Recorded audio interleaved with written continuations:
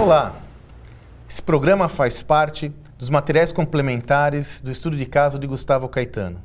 Só relembrando, para quem não nos acompanhou anteriormente, a partir do estudo de caso de Gustavo Caetano, nós estamos produzindo materiais complementares que trazem uns estudos apresentados lá nos vídeos em profundidade, por meio da visão de especialistas e outras fontes de conhecimento.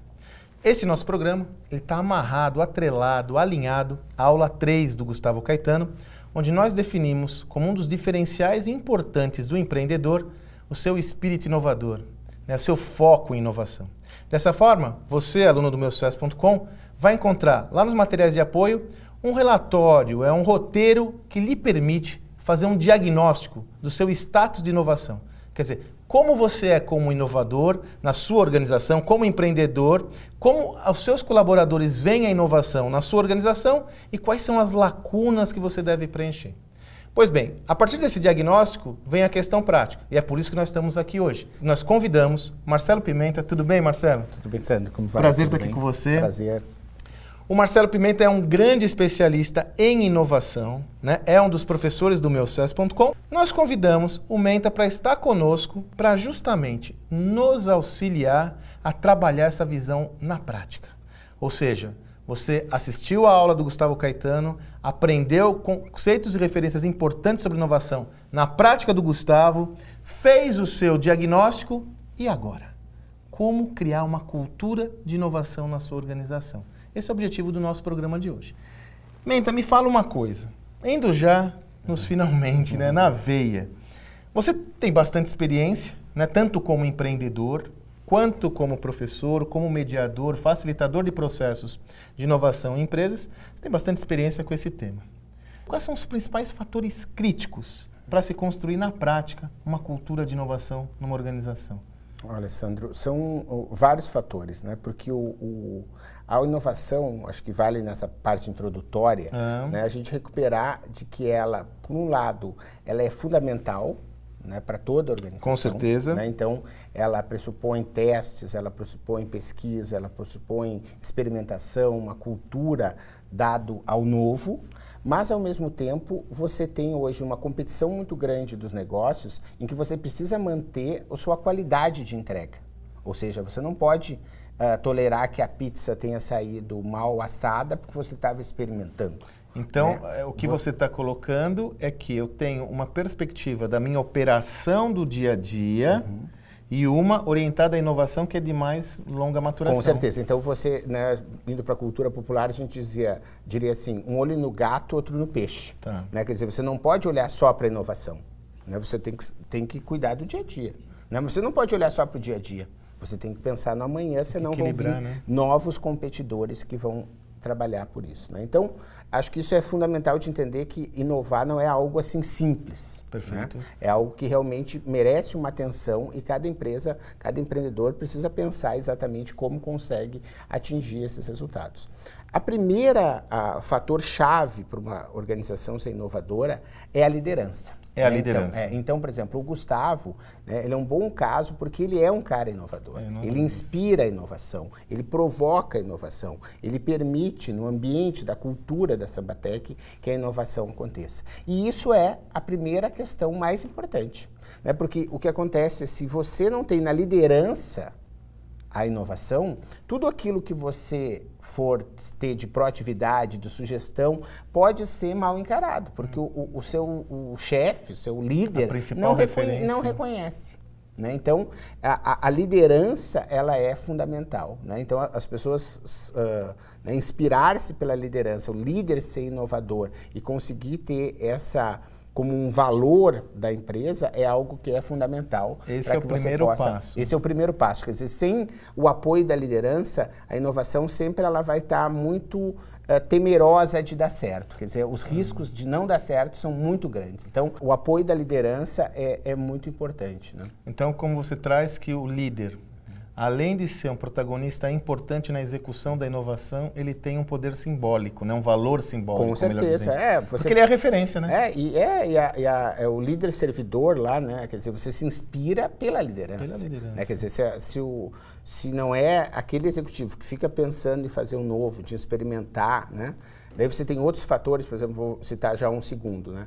Você ter um ambiente controlado que tolere os erros. Isso é muito importante. É fundamental, né? Porque você nunca vai conseguir ser realmente inovador sem errar.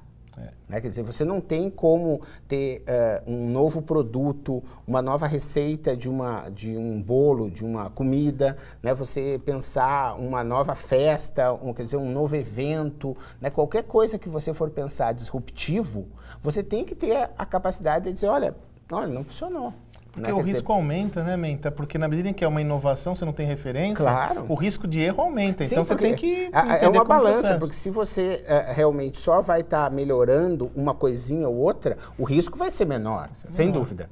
Mas você nunca vai conseguir, né, colher um fruto que é totalmente diferente. Então pega um caso, vamos dizer, o Uber, né, que é totalmente inovador. Né? Olha quantos senões durante o processo, o pagamento ia dar, no final, ia ser automatizado. Né? Os critérios para ser motorista, como é que eles iam funcionar? Vai ter X ou vai ter Black? Qual é a diferença em que tem entre eles? Quantos por cento isso significa? Quer dizer, são coisas que você pode ter hipóteses, né? Mas você vai ter que testar na prática e ter a possibilidade de dizer, olha, não, isso aqui não funcionou, nós não vamos fazer desse jeito, nós vamos fazer de um outro jeito ou vamos buscar um jeito que ainda a gente não sabe qual é, né? Mas você tem que ter essa capacidade da tolerância ao erro, né? Porque isso é fundamental para um processo de inovação. Perfeito. Senão você não vai conseguir estar trabalhando dessa maneira. Então nós trabalhamos a liderança, né, como o valor simbólico e prático nessa história. Então, o líder tem que ser o principal promotor da inovação. Com certeza. E trabalhamos essa maior aversão ao risco, né? Ou menor aversão ao risco, né? Maior propensão a assumir o risco como parte do processo. E tolerar os erros, como parte do processo é algo que é fundamental. Né? O que mais? Você pode ter algo que é importante, é o ambiente para a inovação. Né? O ambiente. Né? Tanto é que muitas empresas... Mesmo, e quando eu falo assim, realmente, né, a gente vem há alguns anos trabalhando tanto com pequenas, médias e grandes empresas, então, quando eu falo, não fica pensando só que tem que ser uma super empresa. Né? Você pode ser uma empresa pequena, mas que você tenha um ambiente que seja uma sala de criatividade, né? Um ambiente que você possa colar post-its nas paredes, trazer referências, né? Fazer com que você possa escrever livremente, né? Colocar lá um quadro na parede, pedir que as pessoas colaborem, usar outros materiais que possam estar te incentivando a criatividade. Então, isso vem sendo chamado nas empresas maiores de laboratórios de criatividade, né? Que é algo ou de inovação, né? Que é algo bacana para uma empresa grande, mas se você é uma empresa pequena, você pode ser ou você trabalha em casa, às vezes, né? Tem muitos profissionais que hoje conseguem. Você tem um espaço, um cantinho, né? Que você põe lá umas folhas de flip chart na parede, que você tem as canetas coloridas, né? Que você tem essa capacidade de estar utilizando ferramentas para a inovação. Né? Então, a ferramenta seria um quarto fator, talvez, mas ela casa com o espaço, porque às vezes você não tendo a ferramenta e não tendo o espaço é complicado. Às vezes você vai ter o espaço e não vai saber as ferramentas que você vai utilizar. Né? Então a gente até teve já uma aula aqui que eu falei de algumas ferramentas. É o First Class, né? Você é aluno do meusucesso.com, vai lá, você pode procurar na busca ou então entrar nas aulas do First Class. É uma aula que o Menta apresentou sobre inovação na prática. Exato, e a gente fala sobre algumas ferramentas lá. Só que, às vezes, essa ferramenta, ela precisa de espaço. Então, você pega, por exemplo, um assunto que você tem aqui também, o Guilherme Junqueira dando uma aula, que é o Canvas do modelo de negócio, né, que é uma ferramenta para inovação. Ela precisa de um espaço, de uma mesa, né, se você possa reunir as pessoas. Então, às vezes, esse espaço, você pode fazer até um outsourcing num café da esquina, vai para um café. Entende? Mas você não vai conseguir em cima de uma baia em que você tem todos os seus livros, suas coisas já um pouco mais apertado, às vezes você sabe que às vezes isso é um custo, né? Você não está com todo o espaço disponível. O espaço é importante para a inovação e as ferramentas. Você saber, né, o que é o brainstorming, o que é o Canvas, né, como é que você pode fazer um mapa de empatia, uma matriz SWOT, o que é Oceano Azul. Quer dizer, nessa aula que eu dei aqui, eu mostrei já algumas ferramentas, mas existem muitas outras que o empreendedor precisa se apropriar. Dominar. Né? Porque, vamos fazer um passo a passo, uma comparação com um pedreiro, né? Quer dizer, um bom pedreiro com um martelo e uma chave de fenda, que são ferramentas, ele pode fazer várias coisas. Perfeito. Né? Então, o empreendedor precisa começar a se apropriar dessas ferramentas na sua caixa de ferramentas de empreendedor, que ele vai ao longo da vida recheando, né? Com um alicate, com um soldador, quer dizer, com outras... Utilizando a ferramenta mais adequada no para cada momento situação. adequado, claro. Muito então, interessante. Isso vai dar a maturidade que o empreendedor precisa, né? Porque a inovação também ela tem essa capacidade de você, e acho que talvez seja um quinto valor aí que a gente está vendo, né? É a capacidade dele entender que quanto mais ele for crescendo enquanto negócio, mais difícil vai se dar o processo de inovação, né? Principalmente porque você tem aquilo que a gente estava falando no início, a operação do dia a dia. Comendo. Né? Quer dizer, você está com, então, não é mais 5 funcionários e 10 clientes. Né? Você está, às vezes, com 1000 clientes, com uma série de funcionários que você precisa dar conta do dia a dia, porque na hora que você deixar a peteca cair do dia a dia, você não vai ter um cliente para propor. A possibilidade de inovar, né? Perfeito. Então, quer dizer, você tem que entender, né? Por isso que você precisa, ao longo da sua trajetória, né, ter essa capacidade, né, essa vontade de aprender sem parar. Né? Quer dizer, porque se você tem uma série de ferramentas, né, os problemas vão aumentando. Né? Porque à medida que você vai crescendo, né, você, como é que se chama assim, a escalada, o tombo pode ser maior. Né? Porque, então, isso é verdade, porque você está com uma responsabilidade maior. Né? Quer dizer, quando você trabalha sozinho e nesse mês você não fatura, talvez você possa usar sua poupança, deixa de ir no restaurante, enfim, você sobrevive. Quando você tem uma folha de pagamento para pagar, né, no final do mês, você não pode se dar o luxo de dizer, não, esse mês a gente não vai faturar, então, pessoal, a gente não vai pagar os salários. Quer dizer, isso não é permitido. Então, o empreendedor, à medida que a empresa aumenta, as responsabilidades vão aumentando e essa questão da inovação, ela se dá de uma maneira, às vezes, um pouco mais complexa. Né? E por isso que é importante que ele seja, né, sempre atualizado e praticando, né, a inovação. Então vamos lá, então. Nós falamos aqui na liderança. Assumir os erros como parte do processo. Né? Nós falamos do ambiente da inovação. Nós falamos das ferramentas. Você citou algumas, mas eu convido você a assistir a aula do Menta, que lá ele traz ferramentas importantes.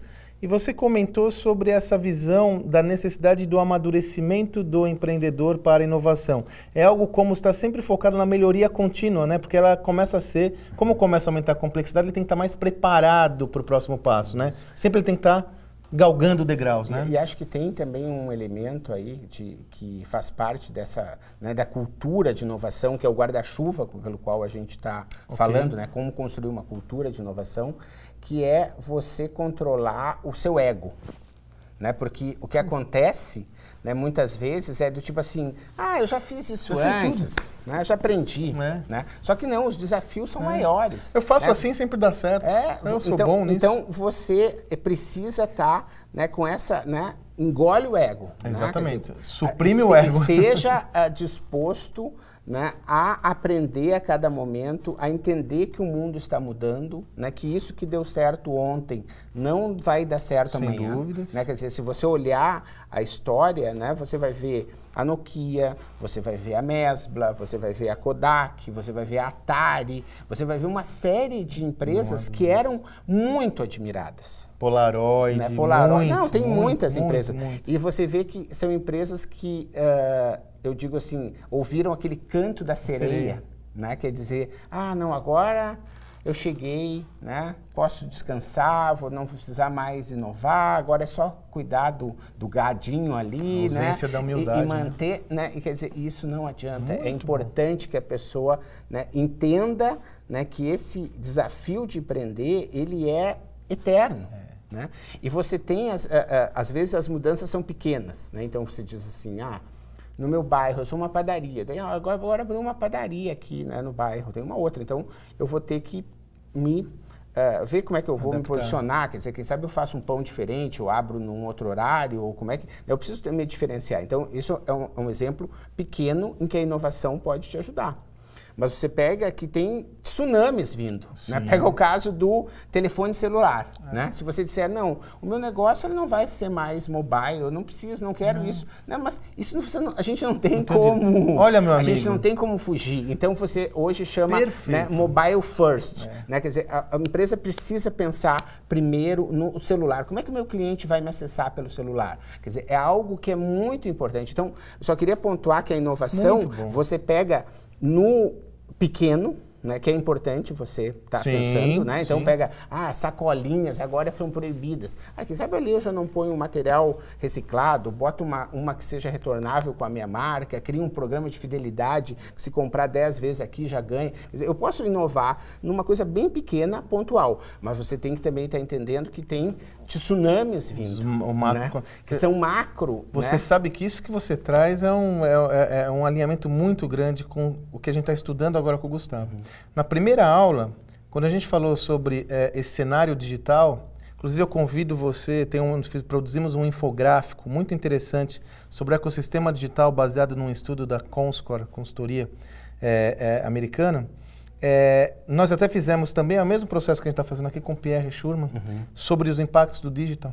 E tem alguns dados que são estarrecedores. Por exemplo, né, 75% da audiência do Brasil passa pelo Facebook. Né?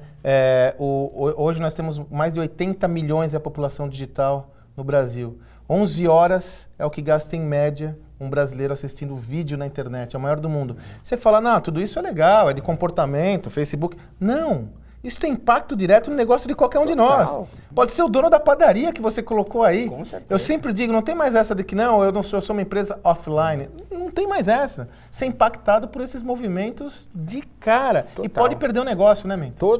Todo negócio é impactado pelo digital. Né? Você pega, por exemplo, essa parte de alimentação e padaria, que você tinha um histórico muito no olho do dono, como é que a coisa funciona, né? Hoje você sabe que o custo de estoque é muito grande. Né? Você tem ferramentas que podem te dar em real time aquele material que está faltando. Né? Várias empresas já estão fornecendo o controle automático de estoque. Então, eu sei que quando o seu estoque tiver de bebidas naquele limite, eu preciso já te repor. Né? Dessa forma, você não está recebendo antes, não precisa estar perdendo mobilizando estoque, mobilizando capital. E tá para me ligar. Né? Quer dizer, então, você nota que todo tipo de negócio ele vem sendo impactado pelo digital. Né? Mesmo quando você acha que não, aí o sintoma é o pior, né? Porque a pessoa ela não está sabendo você como tá com que problema. isso... O problema não é no seu negócio, é com você. Você não sabe. E você nota, assim, você tem hoje as grandes editoras de mídia do Brasil passando por crises muito grandes. Você pega as emissoras de TV, né? Você pega as empresas de telecom, todas por quê? Porque muitas delas ficaram acomodadas em um determinado momento e não tiveram essa visão, né, de que esses tsunamis, eles chegam sem parar. E acho que assim, o lado positivo de estar aqui, né, no meu sucesso, contribuindo com esse tipo de conversa, é que eu acho que muitos dos nossos assinantes vão ser as pessoas que vão fazer essa revolução. Porque você nota que essa mudança do tsunami, o que acontece? Né? Pensa como se fosse mais ou menos um barco. Né? Eu gosto muito de metáforas, porque eu acho que elas ajudam. Né? Então você tem um barco que vai crescendo, né? Quer dizer, quando uma onda vem, né, essa onda, o barco ele é pesado, ele vai chacoalhar, ele vai virar, mas provavelmente ele vai ficar mais ou menos onde ele está, ele não vai virar. Né? Mas essa mesma onda, se você tiver um surfista, e se ele pegar a crista da onda, quando a onda baixar, ele vai estar lá na frente. Aquele que foi o barco pesado, ele ficou para trás. Né? Então você nota as cooperativas de táxi, olha só o barco que eles eram. Né? Passaram o quê? 30, 40 anos. Qual foi a inovação? Aceitar cartão de crédito. E muitas delas não aceitavam, ficavam ainda no recibo em papel. Enquanto veio lá, né? Um aplicativo pegou o surfista e largou lá na frente. Né? E aí, na hora que esse surfista mostra o caminho, vários outros vão atrás. Né? E aquele barco daí pode ficar até a deriva se ele não tiver uma capacidade, né, de se reinventar. Nota de novo o ego. Né? Não, eu já estou bem, olha só, tem um monte de associados, o pessoal me liga. Né? Para que eu vou inovar, né? Olha, é incrível, né, Menta? Por isso que a nossa proposta com esse papo é justamente complementar todo esse conhecimento e sua contribuição é muito valiosa, né? No estudo de caso do Gustavo, quando a gente fala de inovação, a gente fala, tem um termo que até no wrap-up está lá, inovação tem a ver com humildade. Com certeza. Que é uma referência pouco entendida no processo. O que você está trazendo isso é exatamente essa visão, né? Inovação tem a ver com humildade, né? Você nota que tem aí para o processo de inovação também, né, uma dica que fica aí para os nossos assinantes e para quem acompanha a plataforma, é as pessoas entenderem, às vezes, o poder de uma reclamação. Porque quando um cliente te liga para dizer, olha, eu não estou gostando desse atendimento, esse teu funcionário, né? Às vezes há um ego muito grande, né, de dizer, não, nós temos o melhor pão da cidade, nosso serviço é o melhor, a senhora que não entendeu, quando na verdade ela está te dando uma dica de como você poderia estar inovar para atendendo melhor. De novo, humildade. Né? Quer dizer, de novo, muito bom. Você entender, né, hoje as grandes empresas já conseguem no próprio call center, né, identificar com vários tipos de processos, né, quais são as tendências do que o pessoal está pedindo para que isso possa gerar inovação. Mas para o pequeno, isso ainda é muito mais fácil, né, porque é só ele... Abrir os ouvidos. Acho que vale a gente recuperar, né? Porque que Deus nos fez essa máquina perfeita, né? Com 2 ouvidos e uma boca, né, gente? Então a gente precisa ouvir mais do que falar. Perfeito. Né? Então, às vezes, não adianta você ficar retrucando o cliente, né? Uma outra frase importante lá do Covey, né? Primeiro, compreenda antes de querer ser compreendido. Né? Se a pessoa tirou o telefone do gancho para te ligar, ela quer ser tua cliente ainda. Ela está te dando a chance, né? Porque se você... O pior acontece quando, tipo assim, esse cara não vou ligar nunca mais. Não vou perder meu tempo. Não vou perder meu tempo, não faço mais negócio com esse cara. Né? Quer dizer, então se a pessoa está te ligando para reclamar, ela está te dando uma segunda chance. Ela está dizendo, você está afim de me atender? Tem algum interesse, né, no processo. Né? Menta, não posso deixar de resgatar um tema que você trouxe, que eu estava refletindo sobre o estudo de caso do Gustavo, onde ele comenta da importância de ritos no processo de inovação. Quando você traz a visão do espaço de inovação, ele na realidade funciona como um rito, como né? Um rito também. O Gustavo comenta de um evento de incentivo à inovação que eles têm na Sambatec, é um rito. Agora, o espaço da inovação também não deixa de ser um rito, né? Um rito. Te tira do ambiente, do dia a dia e tal, é como que você vai para uma ilha, para uma bolha que lhe permite pensar isso. É importante. Os ritos são importantes, né? São muito importantes. Os ritos são muito importantes nesse processo de inovação. Né? Existe uma outra questão aí que faz parte desse guarda-chuva, né? É você ter um ambiente em que as pessoas possam se expressar livremente. Né? Porque acontece, é isso, às vezes o processo de inovação dentro da equipe, né, existe alguém que já está vendo para onde que a banda está tocando. Né? Mas ele fica receoso, será que eu falo isso? Né? Será que eu não vou... Como eu vou ser visto, será né? que eu não vou tomar um xingão? Né? Será que não vai ser repreendido? Principalmente se eu disser uma coisa muito disruptiva. Né? Então, quer dizer, você ter uma cultura empresarial, né, em que as pessoas possam estar se expressando livremente, entendendo, né, aquilo que é o também chamado de intraempreendedorismo. Né? Quer dizer, eu tenho capacidade nessa empresa, né, então aqui nós estamos no meusucesso.com, eu tenho a liberdade de te propor uma nova ferramenta, um novo modelo de programa, uma nova série. Por que agora a gente não faz via satélite para o mundo todo e não só para a internet? Quer dizer, você pode considerar ou não considerar aquela ideia, mas eu preciso entender que eu tenho espaço para isso. Né? Não vai ser ridicularizado, menosprezado. Exato. Então, isso é muito importante aí nesse processo de inovação e os ritos, às vezes, funcionam dessa maneira. Né? E por isso que essa cultura da inovação ela é importante. Eu vou te dar um exemplo de um rito que pode ser visto pelas duas formas. Por exemplo, café com o presidente. É muito comum. Sim, né? Muito comum. Mas você tem que entender se você é uma empresa orientada para inovação ou não. Se você não é, o Café com o Presidente é assim. Ele chega, fica todo mundo esperando, ele senta, ele toma o café, ele fala, né? As pessoas levantam quietas e vão embora. Vão embora. Né? Quer dizer, você tem um rito. É um mas rito. ele está Ele sendo não está abordado fortalecendo a cultura da inovação. Uma coisa é fazer um café da manhã. O mesmo rito. Em que as pessoas não sentam. Por exemplo, né, você sabe que hoje é uma tendência das empresas mais inovadoras que as reuniões e as coisas aconteçam em pé, né, porque é mais rápido, as pessoas são mais objetivas, né, as pessoas podem se movimentar melhor, né, ter essa liberdade. Então, quer dizer, uma coisa é você fazer uma espécie já em que as pessoas trocam entre si, o presidente não fica sentado lá no trono, né, quer dizer, ele fica circulando com as pessoas, né, você já bota um flip chart na parede pedindo ideias sobre alguma coisa, você analisa, contribui, né, premia aquela pessoa que teve a ideia mais disruptiva, né, quer dizer, você nota uma empresa que é muito inovadora, que vale a pena mostrar isso, né, é a Nespresso, que hoje, com as cápsulas, você sabe que tem quem usa, né, cápsulas Nespresso. Hoje há uma série de coisas que podem ser feitas com essas cápsulas. Sim. Desde obras de arte, esculturas, né, enfim, brinquedos educativos, usando como material didático para ensinar tabuada, né, quer dizer, você usando como né, milhões de coisas. A Nestlé, por exemplo, essa é uma cultura em que eles premiam sempre quando alguém, né, traz uma ideia. Olha só, por que a gente não procura uma artesã para fazer isso como botão de roupa? Olha que legal essa ideia. Aí você cria, né? Você cria, então, esse ambiente. Ao contrário de dizer, não, olha só, isso aqui foi feito para tomar café, entende? Isso aqui não pode ser visto como um objeto, né?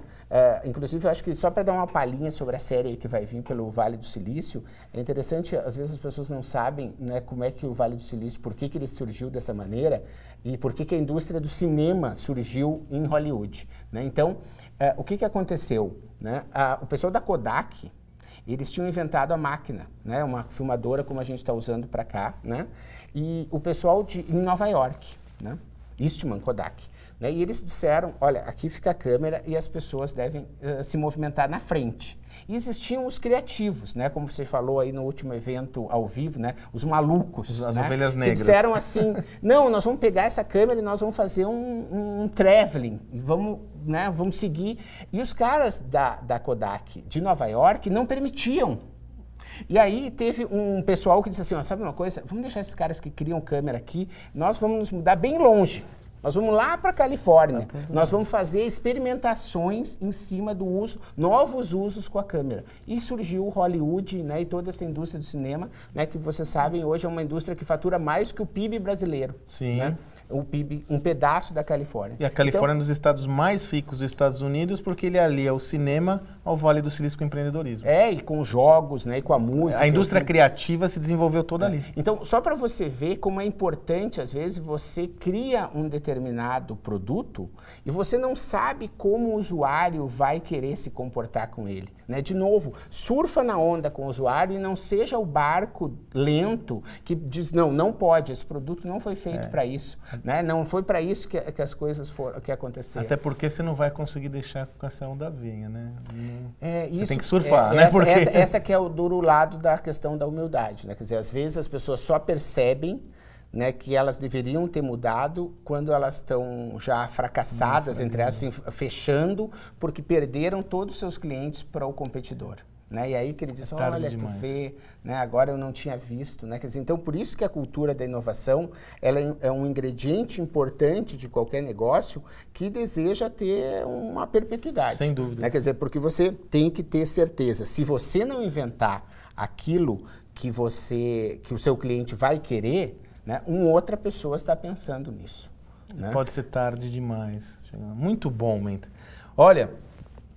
Lembrando que isso é só um material complementar do estudo de caso. Você imagina o estudo de caso. Se você ainda não assistiu, não estudou, você precisa voltar lá. De tudo que você me trouxe para a gente fechar o nosso papo, muito, muito rico, um dos elementos que mais me chama a atenção é essa sua abordagem do surfista e do barco. Ou seja, hoje, na nossa economia, os custos são decrescentes para você ter acesso a uma certa tecnologia que antes era impossível. E hoje nós vivemos numa era...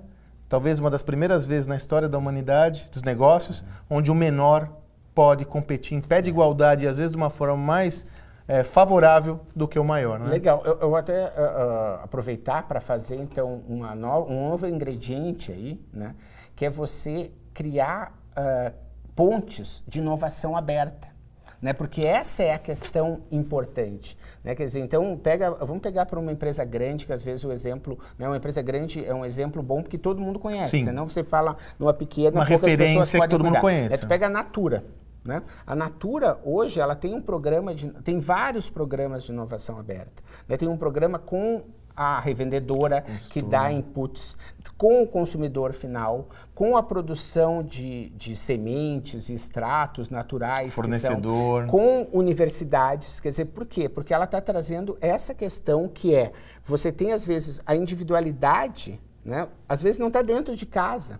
É uma pessoa que está fora de casa. Que se você não abrir a porta para aquela que traga o insight, ela vai construir a empresa dela e essa empresa pode sim, como sem você dúvidas. mesmo mostrar, um dia ser maior que a Natura. Né? Então você precisa criar canais. Né? Então por isso que hoje você nota as empresas criando concursos de startups, concursos de melhores fazendo ideias, parcerias estratégicas com empresas que fomentam startups, com laboratórios, com universidades, né, com empresas que não têm a ver necessariamente com com a tua área de atuação.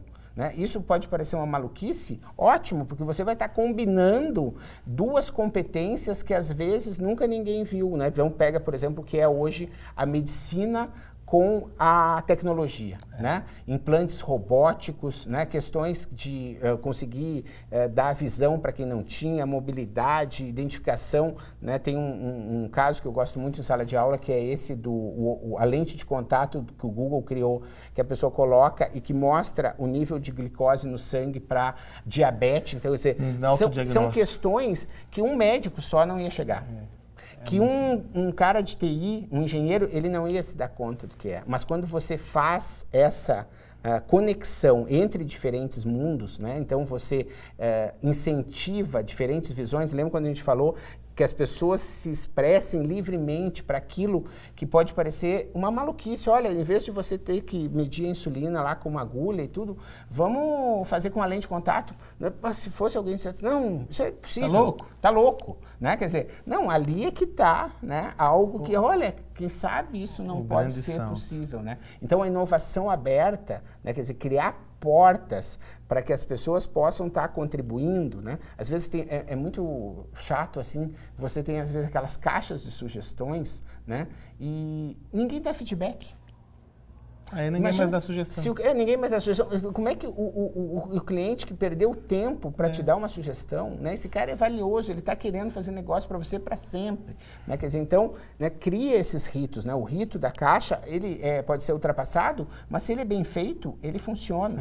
Né? O café com o presidente, né? Você tem uma metodologia chamada World Café, que as pessoas às vezes podem sentar em mesas e ir trocando de mesas para que as áreas possam estar trocando entre si. Né? Quer dizer, você tem uma série hoje de ferramentas que permitem que você possa ser mais inovador. Mas você precisa, né, ter essas questões, o apoio da liderança, você tem que ter a cultura, você tem que ter o espaço, você tem que ter o reconhecimento, você tem que ter as ferramentas, né, você tem que ter essa capacidade de tolerância ao erro. Né? Então, são todas questões que ajudam a criar essa cultura da inovação que precisa estar com essa curiosidade sempre desperta, né, para que a pessoa possa realmente estar buscando, né, com humildade, que ela não sabe tudo. Né? Tem um outro livro que é importante nesse assunto que se chama A Sabedoria das Multidões. Né? Quer dizer, você mostra que as pessoas todas têm que saber mais que eu. Né? Então, quando você cria esses canais, né, você precisa, né, ter ser como uma esponja, ser capaz de capturar isso e transformar o seu negócio, né, porque daí ele vai ser, na perpetuidade dele, ele vai ser sempre inovador. Muito bom, excelente, Menta. Muito obrigado, meu amigo. Prazer recebê-lo aqui conosco. Eu que agradeço. Como eu disse, só reiterando, esse nosso papo, esse programa faz parte, é um material complementar da aula 3 do Gustavo Caetano. Você veja, como eu disse, o tanto de insights que nós extraímos dessa conversa, todos eles estão muito relacionados a esse estudo de caso. Seu processo de conhecimento e aprendizado vai ser imbatível se você estudar aquele material, complementar, fazer o diagnóstico do seu status de inovação com o roteiro que nós desenvolvemos e produzimos e depois fazer um wrap-up geral aqui com essa conversa. Certamente você vai ter um repertório importante para enxergar a inovação no seu contexto. Ok? Mais uma vez, Menta, muito obrigado. Obrigado. E acho que para o assinante, quem está nos assistindo, né, experimente a inovação. A inovação é uma prática, né? Não adianta ficar só na teoria, tem que começar a experimentar. Exatamente. Começa pequeno, né? Experimenta dentro de casa com coisas de baixo risco e aí você vai ganhando musculatura e vai se sentindo mais confortável e seguro para inovar em desafios maiores. E para você praticar mais, se você desejar, nós temos tanto um First Class com Menta, onde ele trabalha essa visão da inovação na prática, como um Live Class, onde ele trabalha toda a trilha de empreendedorismo, que também é um material muito relevante que nós produzimos para você. Agradeço aí você, a sua presença, a sua audiência e continue conosco nessa viagem aqui, nessa jornada de aprendizado. Até mais!